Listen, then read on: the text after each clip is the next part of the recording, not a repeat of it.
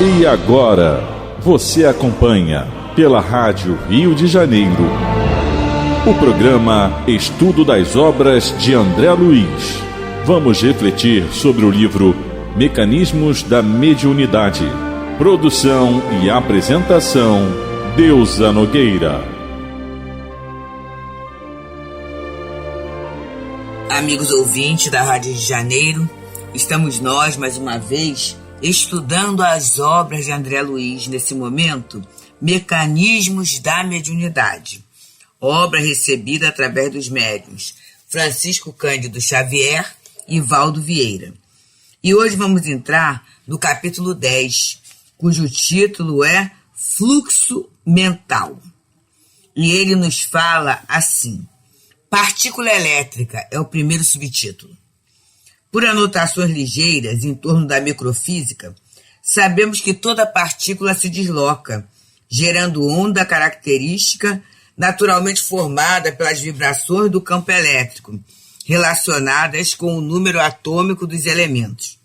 E aí, a gente repete sempre, gente, isso é lei da natureza. Quem está achando assim, mas o que tem isso a ver com a mediunidade? Mediunidade é lei da natureza. E aí a gente lembra daquelas questões do Livro dos Espíritos, em que Kardec indaga aos espíritos superiores. E a gente vai ler a partir da questão 614 de O Livro dos Espíritos. E ele fala o que se deve entender por lei natural. A lei natural é a lei de Deus, é a única e verdadeira para a felicidade do homem. Indica-lhe o que deve fazer ou não fazer, e ele só é infeliz porque dela se afasta. Aí vem a outra questão, a 615. A lei de Deus é eterna? Vamos prestar atenção, meus amigos. É eterna e imutável como o próprio Deus. Poderia Deus, em certa época, prescrever aos homens algo que lhe proibisse de outra? Olha só. Deus não pode se enganar. Os homens é que são obrigados a modificar suas leis porque são imperfeitas. Mas as leis de Deus são perfeitas. A harmonia que regula o universo material e o universo moral é fundamentada nas leis de Deus, que estabeleceu para toda a eternidade. E aí vem a 617. Qual é a abrangência das leis divinas? Concerne a outra coisa que não apenas a conduta moral? Os Espíritos falam: todas as leis da natureza são leis divinas, visto que Deus é o autor de todas as coisas. O sábio estuda as leis da matéria, o homem de bem estuda as da alma e as pratica. E aí eu vou pular para 618, que Kardec pergunta assim: as leis divinas são as mesmas para todos os mundos? E aí vem a resposta dos espíritos. A razão diz que elas devem ser apropriadas à natureza de cada mundo e proporcionais ao grau de adiantamento dos seres que os habitam. Então, a gente está vendo, é eterno, é imutável, não é? Porque é perfeita, então é eterna, é imutável, é perfeita. Essas leis, elas são assim, absolutas, né? E a mediunidade está dentro da lei de Deus. Nós, homens, em humanidade, nós estamos dentro da lei de Deus. Então isso é muito importante, meus amigos, para tirar a nossa confusão mental. Porque a gente muitas vezes quer viver em regime de exceção. A gente acha que pode ser diferente. E olha as invencionices, os jeitinhos que a gente vai criando. E isso faz com que a gente desgaste a energia e a gente se esqueça de caminhar segundo essa lei, a lei de Deus, esquecendo que ela é imutável. Isso para falar de quê? Que quando a gente está falando de partícula elétrica e a mediunidade se processa no movimento eletromagnético, então é a mesma lei. Só que a gente vai ter efeitos diferenciados, Um é o efeito material, no outro é efeitos morais. Mas o processo é semelhante. Daí André Luiz trazer essa questão da partícula elétrica e do magnetismo, tudo isso sendo trazido para nós. E ele coloca aqui: em conjugando os processos termoelétricos e o campo magnético, A ciência pode medir com exatidão a carga e a massa dos elétrons, demonstrando que a energia se difunde através de movimento simultâneo em partículas infraatômicas e pulsações eletromagnéticas correspondentes. Informamos-nos ainda de que a circulação da corrente elétrica num condutor é invariavelmente seguida do nascimento de calor, formação de um campo magnético ao redor do condutor, produção de luz e ação química. E aí eu estou lembrando, experiência mesmo, tá, meus amigos? É no trabalho do tratamento espiritual, em que a mediunidade de cura, e lá no Leon Denis, é o médio de cura e o médio de efeitos físicos, é tudo misturado, sabe? É porque a cura é um efeito material. Então a gente vê que muitos médios mesmo, você não precisa nem chegar muito perto, que você vê esse campo magnético de calor. A criatura muitas vezes ela começa a impor as mãos e aquele calor mesmo é perceptível. Perceptível. Olha a mesma questão da circulação da corrente elétrica.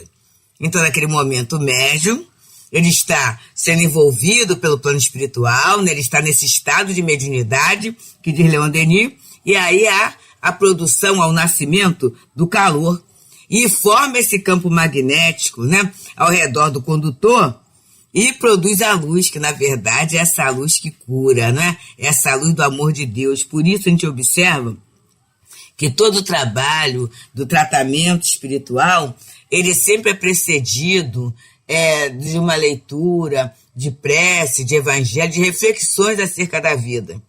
E sempre a gente vê que em nossas casas tem o passe, que a criatura toma ali, naquele momento, um passe, muitas vezes numa sala privativa, num trabalho especializado.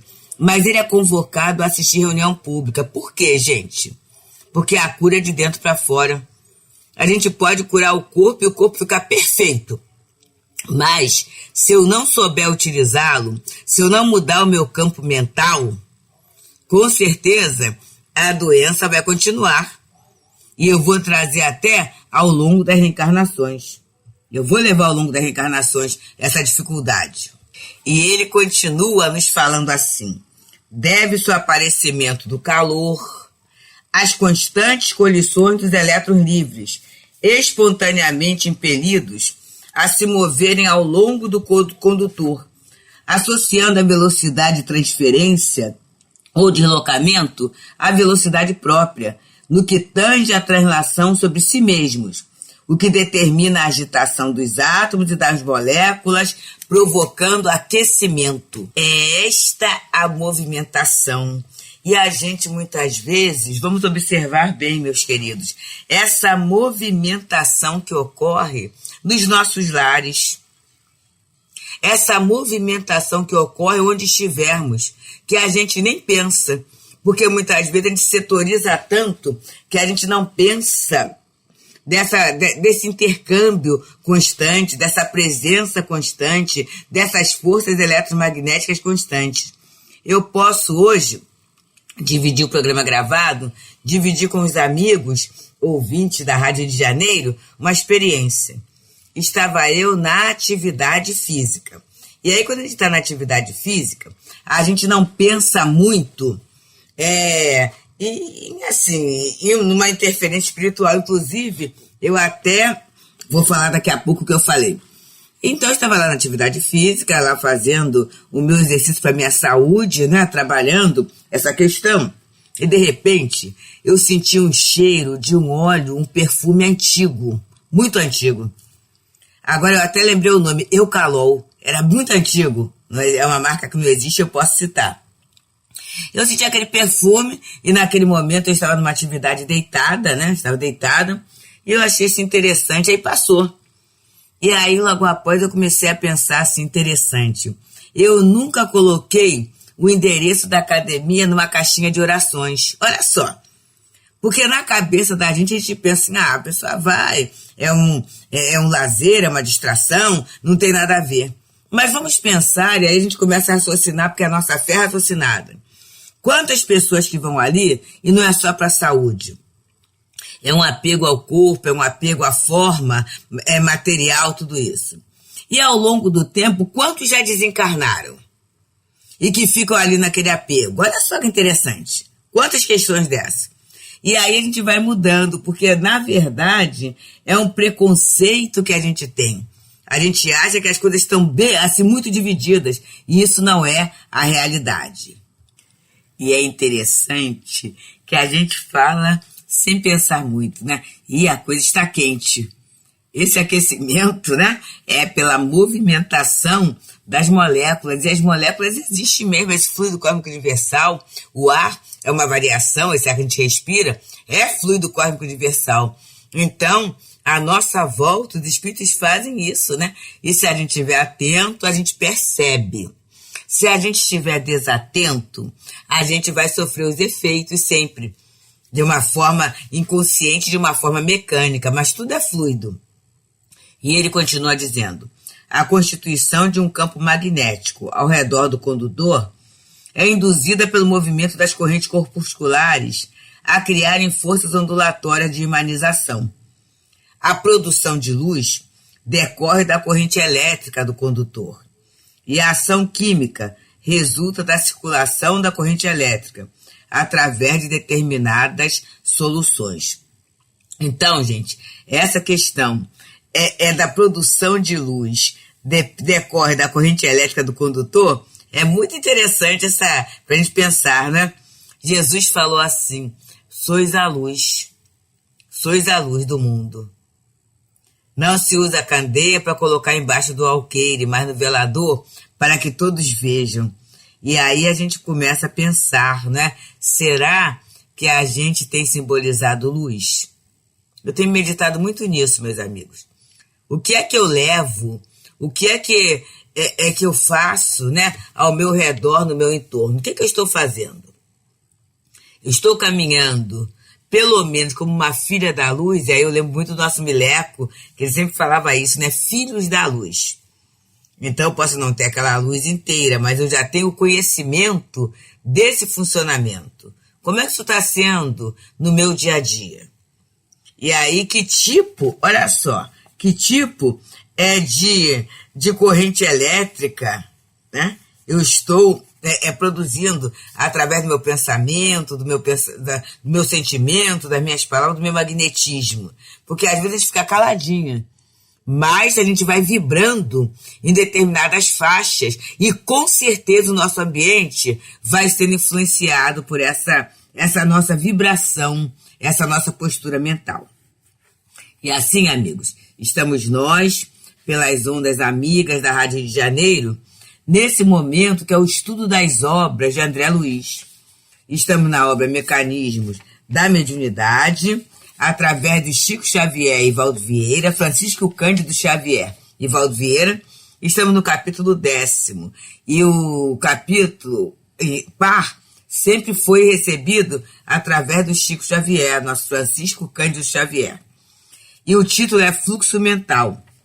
Acabamos agora de ler o subtema Partícula Elétrica. Agora ele vai entrar no outro que se intitula Partícula Mental. Olha como a gente começa a entender o pensamento. Vamos lembrar de Leon Denis, no livro O Problema do Ser e do Destino, quando ele fala sobre as potências da alma, em que ele fala da disciplina do pensamento e a reforma do caráter. Gente, é muito interessante e eu até aconselho a leitura, porque a gente muitas vezes fala assim, mas nessa encarnação não dá para mudar nada. E a gente pergunta assim, será que não dá mesmo? Será que não dá mesmo? Será que eu consigo fazer alguma coisa? É claro, gente, aí eu sempre falo, a gente não vai pular etapas, não vai se tornar espírito puro, bom espírito assim no estalar de dedo. Mas alguma coisa sempre pode ser feito. E é aí que entra a questão da nossa disciplina, da nossa reforma, da nossa meta. Nesse momento mesmo, em que é por uma questão aí da desistência de alguém de uma determinada tarefa, a gente teve que assumir, não é? A tarefa, então é mais trabalho. é mais trabalho. E aí, o primeiro movimento, e eu posso falar com toda clareza, com toda sinceridade para os irmãos, assim, meu Deus, como é que vai ser isso? Será possível? Uma queixa, olha só.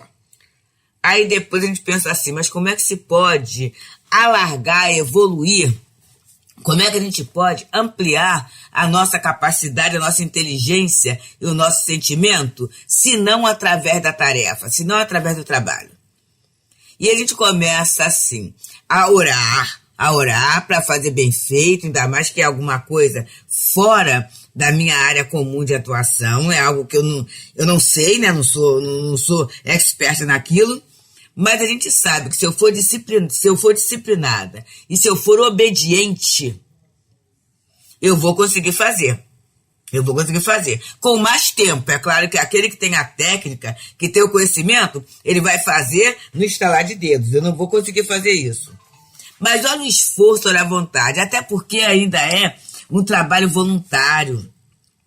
É um trabalho ligado aqui à casa de Teresa d'Ávila, o trabalho da casa espírita. Então, será que não tem uma assistência? É claro que tem. E é uma chance que a gente tem para fazer enquanto a gente pode, porque nenhum de nós sabe o dia seguinte.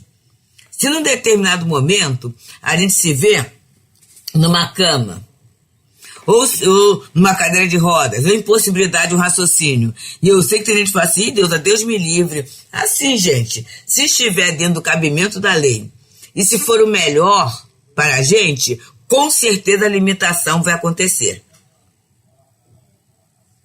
A gente vai passar pela dificuldade. E passando pela dificuldade, o que é que a gente pode aproveitar? Como é que eu posso aproveitar essa dificuldade? Através do registro na memória, do registro no espírito daqueles momentos.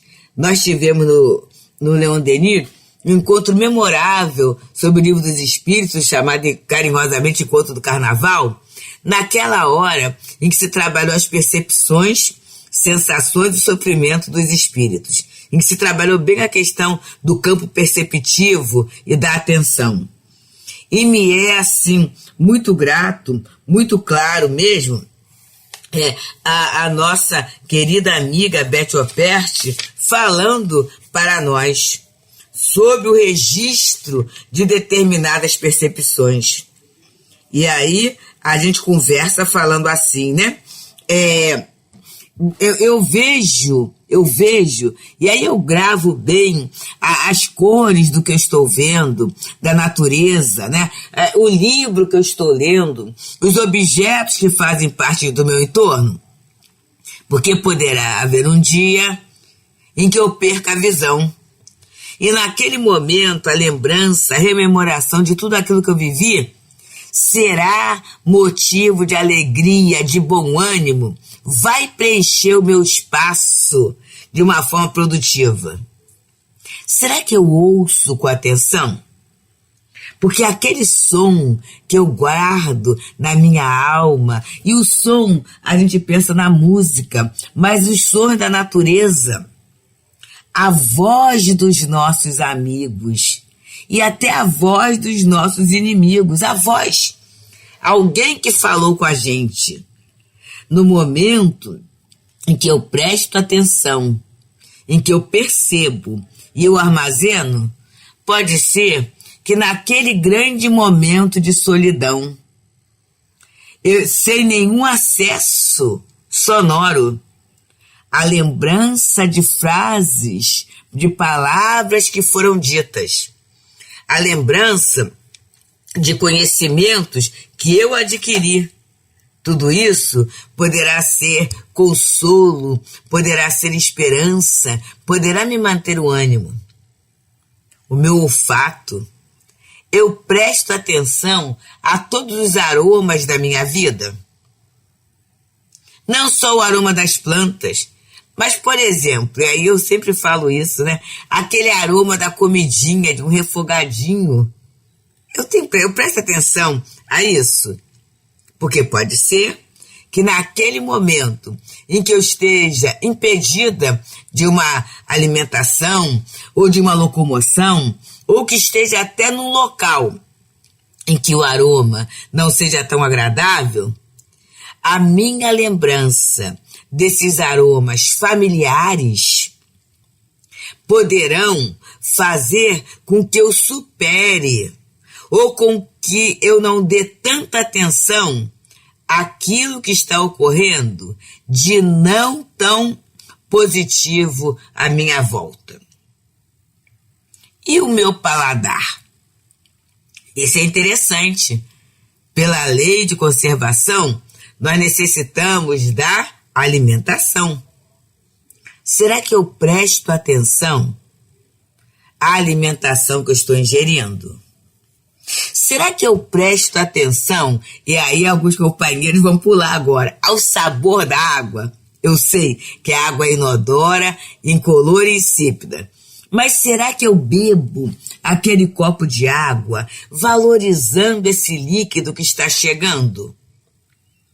Sabendo, como a gente já sabe, todas as propriedades da água na hidratação do nosso corpo, na lubrificação do nosso corpo, na nossa hidratação? Será que eu agradeço por aquele copo de água que eu ingiro? Valorizo? Ingiro devagar ou ingiro de qualquer maneira? Será que eu desperdiço essa água, coloco um copo, não tomo tudo e jogo fora? Então, amigos, a gente está aprendendo. A gente está meditando. E o nosso tato, que é o maior, tem a pele, né? É o maior órgão do nosso corpo, o nosso tato. Eu presto atenção. E às vezes até assim, eu presto atenção ao meu corpo. Porque quantas vezes eu tomo um banho de forma tão mecânica que eu não presto atenção, eu não sei nem o meu corpo sendo constituído. E na hora em que há uma dor, eu não sei nem indicar onde é que está doendo, como é que a situação está acontecendo. Então eu presto atenção a esse meu processo dentro do nosso corpo, o que é áspero, o que é liso. Eu tenho essa noção. O que é quente, o que é frio. Eu uso meu tato com atenção, com profundidade, ou eu não dou a mínima atenção a ele. Porque haverá um momento em que talvez, com algumas limitações, eu não tenha essa precisão.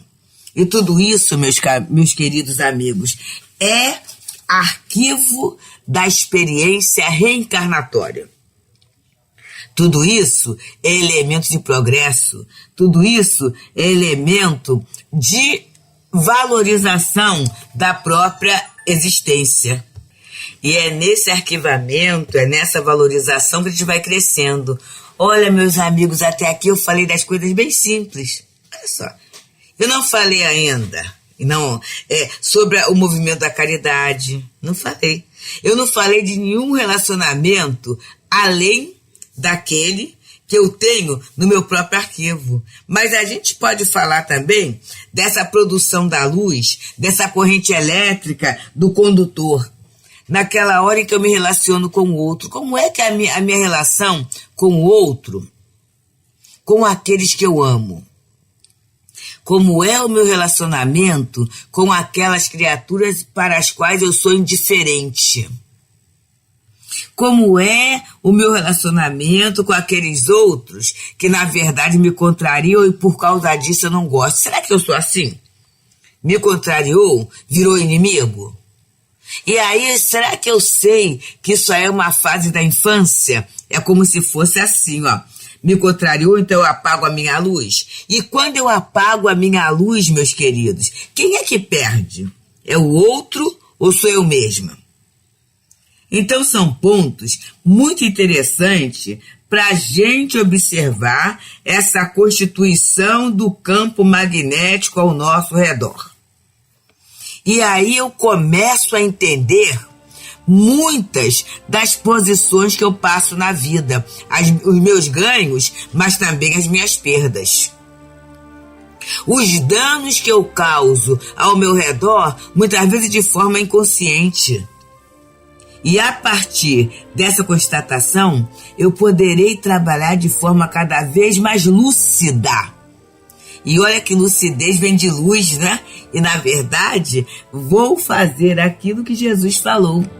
Brilhe a vossa luz. E é interessante que a luz que brilha, antes de iluminar o outro, ela começa por iluminar o próprio candeeiro, o próprio espaço produtor. Pensemos nisso, meus amigos. Muita paz. A Rádio Rio de Janeiro apresentou o programa Estudo das Obras de André Luiz. Produção e apresentação, Deusa Nogueira.